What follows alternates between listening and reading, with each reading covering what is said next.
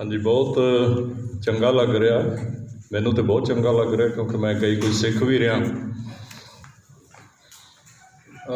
असल गल ये है कि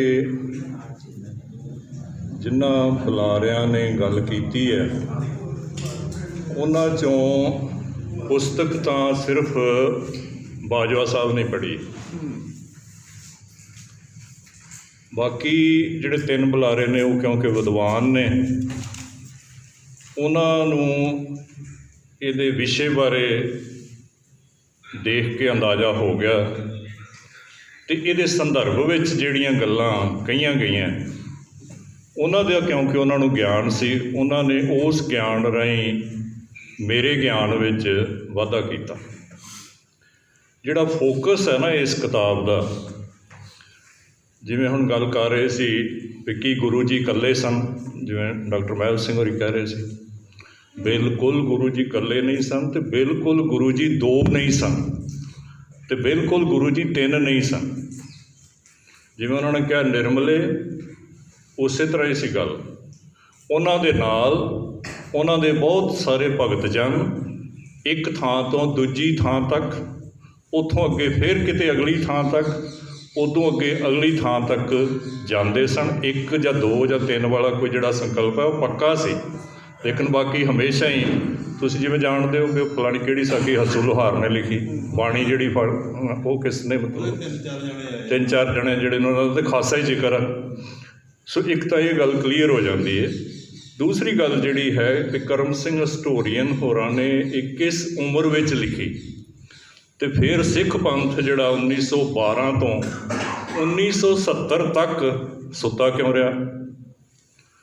सिख विद्वान जिहड़े सन, सिख जानकार सन, उन्होंने करम सिंह हिस्टोरीअन ने जो लिखा सी उहदा जवाब क्यों नहीं दिता, जवाब दावा क्यों नहीं लिखा गया।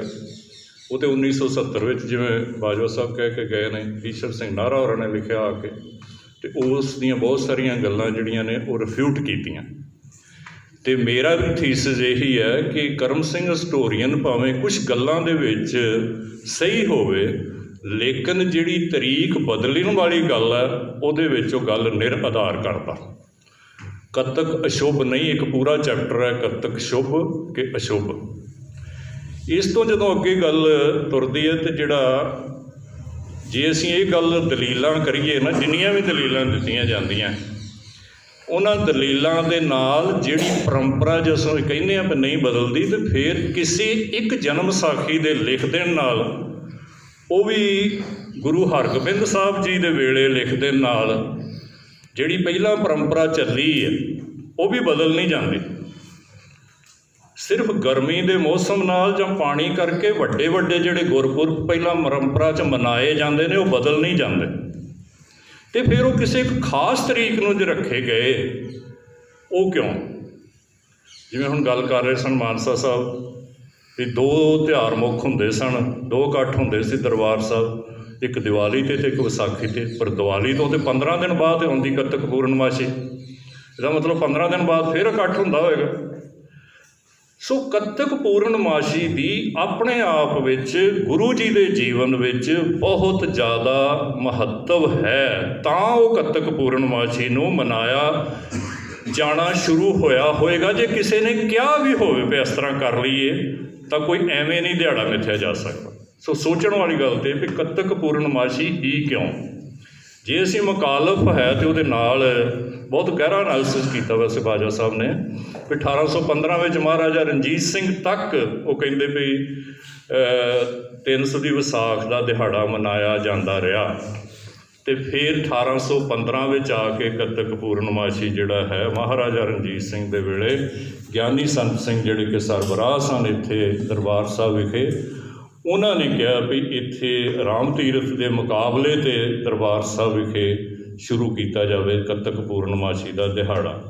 तो फिर उस वेले कनिंगम भी सिख हिस्टरी लिख रहा सी, महाराजा रणजीत सिंह का मतलब वो है कंटैंपरेरी है कुछ सालों वास्ते, तो उहदे दा कोई जिक्र नहीं करता। फिर कनिंगम ने क्यों नहीं जिक्र किया, जे एड्डी वड्डी घटना होई तां, तो जे मुकालफ लिखता है तो फिर ज्ञानी संत सिंह होरां दा सिर्फ हवाला दिंदा, कोई डॉकूमेंटरी प्रूफ भी नहीं वो दिंदा। ਸੋ ਇਹ ਸਾਰੀ ਗੱਲ ਜਦੋਂ ਅਸੀਂ ਧਿਆਨ ਨਾਲ ਦੇਖਦੇ ਹਾਂ ਅਤੇ ਉਹਦੇ 'ਚ ਜਿਹੜੀ ਸਿਰਫ ਅਤੇ ਸਿਰਫ ਮੇਰੀ ਲੱਭਤ ਹੈ ਉਹ ਇਹ ਹੈ ਕਿ ਜਨਮ ਸਾਖੀਆਂ ਦਾ ਮੈਂ ਬਰੀਕ ਛਾਨਣਾ ਲਾ ਕੇ ਕੋਸ਼ਿਸ਼ ਕੀਤੀ ਕਿ ਜਿਹੜਾ, ਕਿਉਂਕਿ ਮੈਂ ਉਸ ਘਟਨਾ ਨੂੰ ਬਹੁਤ ਮਹੱਤਵਪੂਰਨ ਘਟਨਾ ਸਮਝਣਾ, ਬਈ ਪ੍ਰਵੇਸ਼ ਵਾਲੀ ਜਿਹੜੀ ਘਟਨਾ ਉਹ ਸਭ ਤੋਂ ਵੱਧ ਮਹੱਤਵਪੂਰਨ ਘਟਨਾ, ਉਹਨੂੰ ਭਾਵੇਂ ਕੋਈ ਵੀ ਨਾਂ ਦੇ ਲਿਆ ਜਾਵੇ ਵੀ ਜੇ ਉਹ ਸਭ ਤੋਂ ਵੱਧ ਮਹੱਤਵਪੂਰਨ ਹੈ ਤਾਂ ਉਹ ਕਿਸ ਦਿਨ ਨੂੰ ਉਹ ਘਟਨਾ ਹੋਈ। ਹੁਣ ਭਾਈ ਮਿਹਰਬਾਨ ਜੀ ਲਿਖਦੇ ਨੇ ਕਿ ਉਹ ਭਾਦਰੋਂ ਦੀ ਪੂਰਨਮਾਸ਼ੀ ਨੂੰ ਹੋਈ। ਜੇ ਭਾਈ ਮਿਹਰਬਾਨ ਜਨਮ ਦੀ ਮਿਤੀ ਵਿਸਾਖ ਸੁਦੀ 3 ਲਿਖਦੇ ਨੇ, ਵਿਸਾਖ 'ਤੇ ਆ ਕੇ 1 ਮਹੀਨੇ ਬਾਅਦ ਜੇਠ, ਹਾੜ, ਸਾਉਣ, ਭਾਦਰੋਂ, ਅਤੇ ਨਾਲ ਉਹ ਲਿਖ ਦਿੰਦੇ ਨੇ ਵੀ ਸਾਡੇ 38 ਸਾਲ ਦੀ ਉਮਰ ਵਿੱਚ ਇਹ ਵਾਕਿਆ ਹੋਇਆ।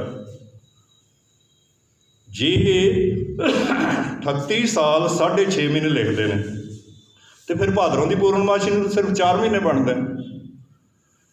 ਇਸੇ ਤਰ੍ਹਾਂ ਹੀ ਉਹ ਵੇਖ ਕੇ ਅਤੇ ਲਿਖਤਾ ਡਾਕਟਰ ਕਿਰਪਾਲ ਸਿੰਘ ਹੋਰਾਂ ਨੇ ਵੀ ਇਹ ਵਾਕਿਆ ਜਿਹੜਾ ਹੈ ਇਹ ਭਾਦਰੋਂ ਦੀ ਪੂਰਨਮਾਸ਼ੀ ਨੂੰ ਹੋਇਆ। ਉਸੇ ਤਰ੍ਹਾਂ ਹੀ ਡਾਕਟਰ ਕਿਰਪਾਲ ਸਿੰਘ ਹੋਰਾਂ ਤੋਂ ਲਿਖਤਾ ਭਾਈ ਸਾਹਿਬ ਸਿੰਘ ਹੋਰਾਂ ਨੇ। ਉਸੇ ਤਰ੍ਹਾਂ ਹੀ ਗ੍ਰੀਨਲੀਜ਼ ਨੇ ਲਿਖਤਾ ਵੀ ਇਹ ਅਗਸਤ ਵਿੱਚ ਵਾਕਿਆ ਹੋਇਆ। ਜਿਹੜੀ ਭਾਈ ਮਿਹਰਬਾਨ ਵਾਲੀ ਜਨਮ ਸਾਖੀ ਹੈ, ਜਨਮ ਸਾਖੀਆਂ ਦੇ ਵਾਦ ਵਿਵਾਦ ਨੂੰ ਤਾਂ ਮੈਂ ਪਾਸੇ ਕਰ ਦਿੰਦਾ ਨਾ, ਮੈਂ ਤਾਂ ਛਾਨਣਾ ਲਾ ਕੇ ਉਹ 'ਚ ਲੱਭਣ ਦੀ ਕੋਸ਼ਿਸ਼ ਕੀਤੀ ਵੀ ਕਿਤੇ ਕੱਤਕ ਪੂਰਨਮਾਸ਼ੀ ਦੀ ਮਹਾਨਤਾ ਹੈ। ਫਿਰ ਉਹ ਤਾਂ ਸਿਰਫ 4 ਮਹੀਨੇ ਹੋਏ ਸਨ, ਅਤੇ ਜੇ 38.5 ਸਾਲ ਦੀ ਉਮਰ ਵਿੱਚ ਇਹ ਵਾਕਿਆ ਬਣਦਾ ਅਤੇ ਫਿਰ ਵਿਸਾਖ ਤੋਂ ਜਿਹਨਾਂ ਨੂੰ ਦੇਸੀ ਮਹੀਨਿਆਂ ਦਾ ਪਤਾ ਹੈ, ਜੇਠ, ਹਾੜ, ਸਾਉਣ, ਭਾਦਰੋਂ, ਅੱਸੋਂ ਅਤੇ ਕੱਤਿਆਂ, ਇਹ ਦਿਹਾੜਾ ਫਿਰ ਕੱਤਕ ਪੂਰਨਮਾਸ਼ੀ ਵਾਲੇ ਦਿਨ ਹੈ ਜਿਹੜਾ ਵਹੀਂ ਪ੍ਰਵੇਸ਼ ਵਾਲਾ। ਭਾਈ ਬਾਲਾ ਜੀ ਕਹਿੰਦੇ ਨੇ ਵੀ 37 ਸਾਲ ਦੀ ਉਮਰ ਵਿੱਚ ਇਹ ਵਾਕਿਆ, ਅਤੇ ਭਾਈ ਬਾਲਾ ਜੀ ਕੱਤਕ ਪੂਰਨਮਾਸ਼ੀ ਨੂੰ ਮੰਨਦੇ ਨੇ ਗੁਰੂ ਜੀ ਦਾ ਜਨਮ, ਅਤੇ ਪੂਰੇ 37 ਸਾਲ ਵੀ ਫਿਰ ਕੱਤਕ ਪੂਰਨਮਾਸ਼ੀ ਵਾਲੇ ਦਿਨ ਹੀ ਹੋਣਗੇ। ਇਹਦਾ ਮਤਲਬ ਫਿਰ ਇਹ ਹੋ ਗਿਆ ਵੀ ਉਹ ਜਿਹੜਾ ਵਾਕਿਆ ਹੈ, ਜਿਹੜਾ ਚਾਨਣਵੰਤ ਹੋਣ ਵਾਲਾ, ਐਨਲਾਈਟਨਮੈਂਟ ਹੋਣ ਵਾਲਾ, ਪ੍ਰਭੂ ਮਿਲਣ ਵਾਲਾ ਗੁਰੂਤਾ ਦਿਵਸ ਹੈ। ਅਤੇ ਨਾਲ ਉਹਨੂੰ ਇਹ ਵੀ ਜੋੜੀਏ ਵੀ ਸਾਰੇ ਆਲੇ ਦੁਆਲੇ ਰੌਲਾ ਪੈ ਗਿਆ ਵੀ ਗੁਰੂ ਜੀ ਜਿਹੜੇ ਨੇ ਉਹ ਖਤਮ ਹੋ ਗਏ, ਉਹ ਪਾਣੀ ਵਿੱਚ ਡੁੱਬ ਗਏ। ਜਦੋਂ ਉਸੇ ਘਾਟ ਤੋਂ, ਇਹ ਗੱਲ ਬਿਲਕੁਲ ਗਲਤ ਹੈ, ਇਤਿਹਾਸਕ ਤੱਥਾਂ 'ਤੇ ਆਧਾਰਿਤ ਨਹੀਂ ਵੀ ਉਹ ਟੁੱਬੀ ਉਹਨਾਂ ਨੇ ਬੇਰ ਸਾਹਿਬ ਲਾਈ ਅਤੇ ਉਹ ਪ੍ਰਗਟ ਜਾ ਕੇ ਸੰਤ ਘਾਟ ਹੋਏ। ਕਿਸੇ ਵੀ ਜਨਮ ਸਾਖੀ ਵਿੱਚ, ਕਿਸੇ ਵੀ ਪੁਰਾਤਨ ਸਰੋਤ ਵਿੱਚ ਇਹ ਨਹੀਂ ਲਿਖਿਆ।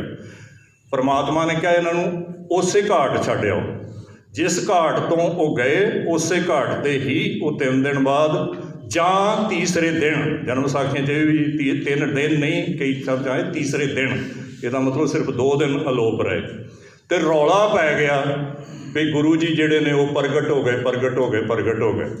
ਇੱਕ ਕਿਸਮ ਦਾ ਇੱਕ ਵਾਰੀ ਫੇਰ ਪੁਨਰ ਜਨਮ ਵਾਲੀ ਗੱਲ ਜਿਹੜੀ ਸੀ, ਕੱਤਕ ਪੂਰਨਮਾਸ਼ੀ ਦੀ ਰਾਤ ਨੂੰ ਸਮਾਧੀ ਲੱਗੀ ਅਤੇ ਕੱਤਕ ਪੂਰਨਮਾਸ਼ੀ ਦੀ ਸਵੇਰ ਨੂੰ 4, 4:30, 5 ਵਜੇ ਜਦੋਂ ਕਿ ਉਹ ਐਨ ਇੱਕ ਨਿਸ਼ਚਿਤ ਸਮੇਂ 'ਤੇ ਜਾਂਦੇ ਸਨ ਅਤੇ ਐਨ ਉਸੇ ਨਿਸ਼ਚਿਤ ਸਮੇਂ 'ਤੇ ਉਸੇ ਘਾਟ ਤੋਂ ਹੀ ਉਹ ਪ੍ਰਗਟ ਹੋਏ, ਅਤੇ ਉਹ ਦਿਹਾੜਾ ਸੀ ਕੱਤਕ ਪੂਰਨਮਾਸ਼ੀ ਦਾ। ਇਹ ਮੈਂ ਸਥਾਪਿਤ ਕਰਨ ਦੀ ਇਹ ਗੱਲ ਕੋਸ਼ਿਸ਼ ਕੀਤੀ ਹੈ ਵੀ ਉਹ ਜਿਹੜਾ ਦਿਹਾੜਾ ਸੀ ਉਹ ਕੱਤਕ ਪੂਰਨਮਾਸ਼ੀ ਦਾ ਸੀ। ਇਸ ਕਰਕੇ 2 ਤਰੀਕਾਂ ਦਾ ਕਿਤੇ ਨਾ ਕਿਤੇ ਭੁਲੇਖਾ ਚੱਲਦਾ ਰਿਹਾ। ਕਿਸੇ ਪੋਥੀ ਵਿੱਚ ਆ ਗਿਆ ਪ੍ਰਕਾਸ਼ ਦਿਹਾੜਾ ਅਤੇ ਉਹ ਮਿਥ ਲਿਆ ਗਿਆ ਕੱਤਕ ਪੂਰਨਮਾਸ਼ੀ, ਕਿਸੇ 'ਚ ਆ ਗਿਆ ਜਨਮ ਦਿਹਾੜਾ ਅਤੇ ਉਹ ਮਿਥ ਲਿਆ ਗਿਆ, ਮਤਲਬ ਸਮਝ ਲਿਆ ਗਿਆ ਵਿਸਾਖ ਸੁਦੀ 3। ਬਾਕੀ ਅਸਲੀ ਜਿਵੇਂ ਕਿ ਪਹਿਲਾਂ ਕਹਿ ਦਿੱਤਾ ਵੀ ਜਿਹੜਾ ਅਸੀਂ ਅਸਲੀ ਗੁਰੂ ਜੀ ਦੇ ਜਨਮ, ਆਪਣਾ ਜਿਹੜਾ ਹੈ ਮਨੋਰਥ, ਉਹਨਾਂ ਦੀ ਜ਼ਿੰਦਗੀ ਦਾ ਫਲਸਫਾ, ਉਹ ਤਾਂ ਸਾਰਾ ਹੀ ਬਾਣੀ ਵਿੱਚ ਸਾਂਭਿਆ ਪਿਆ। ਲੇਕਿਨ ਜਦੋਂ ਅਸੀਂ ਇਤਿਹਾਸ ਦੀ ਗੱਲ ਕਰਨੇ ਹਾਂ, ਇਤਿਹਾਸਕ ਦੀ ਗੱਲ ਕਰਨੇ ਹਾਂ, ਆਫਟਰ ਆਲ ਗੁਰੂ ਜੀ, ਠੀਕ ਹੈ। ਹੁਣ ਜਿਵੇਂ ਗੋਗਵਾਣੀ ਸਾਹਿਬ ਚਲੇ ਗਏ ਨੇ ਅਤੇ ਇੱਕ ਦਿਨ ਕਿਸੇ ਸਕਾਲਰ ਨੇ ਫੇਸਬੁੱਕ 'ਤੇ ਹੀ ਦਿੱਤਾ ਸੀ ਕਿ ਉਹਨਾਂ ਵਾਂਗੂ, ਗੋਗਵਾਣੀ ਸਾਹਿਬ ਵਾਂਗੂ ਕਹਿ ਰਹੇ ਸੀ ਵੀ ਗੁਰੂ ਜੀ ਨੂੰ ਅਸੀਂ ਕਦੀ ਵੀ ਪੁਸਤਕ ਵਿੱਚ ਉਹਨਾਂ ਨਾਲ ਇਨਸਾਫ ਨਹੀਂ ਕਰ ਸਕਦੇ, ਅਤੇ ਫਿਰ ਯੂਨੀਵਰਸਿਟੀਆਂ ਤਾਂ ਬੰਦ ਹੀ ਕਰ ਦੇਣੀਆਂ ਚਾਹੀਦੀਆਂ, ਗੁਰੂ ਨਾਨਕ ਸਟੱਡੀਜ਼ ਡਿਪਾਰਟਮੈਂਟ ਤਾਂ ਫਿਰ ਬੰਦ ਹੀ ਕਰ ਦੇਣਾ ਚਾਹੀਦੇ ਨੇ। ਜੇ ਗੁਰੂ ਨਾਨਕ ਦੇਵ ਜੀ ਬਾਰੇ ਅਸੀਂ ਇਨਸਾਫ ਹੀ ਨਹੀਂ ਕਰਦੇ ਤਾਂ ਫਿਰ ਗੁਰੂ ਜੀ ਬਾਰੇ ਲਿਖਣਾ ਹੀ ਛੱਡ ਦਈਏ ਫਿਰ ਤਾਂ, ਪਰ ਉਹ ਪੋਸੀਬਲ ਨਹੀਂ। ਪਰੰਪਰਾਵਾਂ ਜਿਹੜੀਆਂ ਨੇ ਉਹ ਵੀ ਆਪਣੇ ਆਪ ਨੇ, ਚੱਲਦੀਆਂ ਨੇ, ਅਤੇ ਜਿਹੜੇ ਖੋਜ ਕਾਰਜ ਨੇ ਉਹ ਵੀ ਚੱਲਦੇ ਰਹਿਣੇ ਨੇ। ਉਹਨਾਂ ਦੀਆਂ ਜਿਹੜੀਆਂ ਲਿਖਤਾਂ ਨੇ, ਉਹਨਾਂ ਦੀਆਂ ਜਿਹੜੀਆਂ ਲੇਅਰਸ ਨੇ ਉਹਨਾਂ 'ਤੇ ਵੀ ਵਿਦਵਾਨਾਂ ਨੇ ਅੱਗੇ ਤੋਂ ਅੱਗੇ ਉਹਨਾਂ ਦੀਆਂ ਲੇਅਰਸ ਦੇ ਵਿੱਚੋਂ ਅਰਥ ਵੀ ਕੱਢਣੇ ਨੇ, ਅਤੇ ਇਤਿਹਾਸਕਾਰ ਜਿਹੜੇ ਨੇ ਉਹਨਾਂ ਨੇ ਫਰੋਲਾ ਫਰਾਲੀ ਕਰਦਿਆਂ ਸਭ ਤੋਂ ਵੱਧ ਤੇ ਵਿਸ਼ਵਾਸਯੋਗ ਨਾ ਵਿਸ਼ਵਾਸਯੋਗ ਜਨਮ ਸਾਖੀਆਂ ਨੂੰ ਮਕਲੋਡ ਨਹੀਂ ਕਿਹਾ ਨਾ। ਅਤੇ ਮੈਂ ਇਹਦੇ 'ਚ ਕੋਟੇਸ਼ਨ ਦਿੱਤੀ ਵੀ WH ਮਕਲੋਡ ਖੁਦ ਇਹ ਕਹਿੰਦਾ ਕਿ something extraordinary definitely happened on certain one day at Sultanpur Lodhi. It may be ecstatic experience, it may be culmination of the experience, it may be illumination or this realization that God has thrust a duty upon me। ਇਹ exact quotation ਉਸ ਬੰਦੇ ਦੀ ਹੈ ਜਿਹਨੇ ਗੁਰੂ ਨਾਨਕ ਦੇਵ ਜੀ ਦੇ PhD ਕਰਕੇ ਤੇ ਇਹ ਕਿਹਾ ਵੀ ਇਹ ਜਨਮ ਸਾਖੀਆਂ ਵਿਸ਼ਵਾਸਯੋਗ ਨਹੀਂ, ਤੇ ਅਸੀਂ ਝਲੂਣੇ ਗਏ ਤੇ ਪੰਜਾਬੀ ਵਾਲਿਆਂ ਨੇ ਵੀ ਫਿਰ ਬਹੁਤ ਮਿਹਨਤ ਨਾਲ ਜਨਮ ਸਾਖੀਆਂ ਦੇ ਉੱਤੇ ਕੰਮ ਸ਼ੁਰੂ ਕੀਤਾ।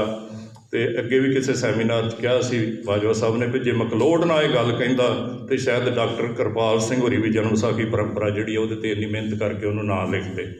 ਸੋ ਜੇ ਡਾਕਟਰ ਮਕਲੋਡ ਜਿਹੜਾ ਵਿਸ਼ਵਾਸ ਹੀ ਨਹੀਂ ਕਰਦਾ, ਉਹ ਵੀ ਇਹ ਕਹਿੰਦਾ ਕਿ ਸਮਥਿੰਗ ਐਕਸਟਰਾ ਆਰਡੀਨਰੀ ਹੈਪਨਡ, ਅਤੇ ਉਹ ਕਿਹੜਾ ਦਿਨ ਸੀ? ਸਿਰਫ ਇਹ ਉਹਨਾਂ ਜਨਮ ਸਾਖੀਆਂ 'ਚੋਂ ਛਾਨਣਾ ਲਾ ਕੇ ਲੱਭਣ ਦੀ ਕੋਸ਼ਿਸ਼ ਕੀਤੀ ਵੀ ਉਹ ਦਿਨ ਸੀ ਕੱਤਕ ਪੂਰਨਮਾਸ਼ੀ।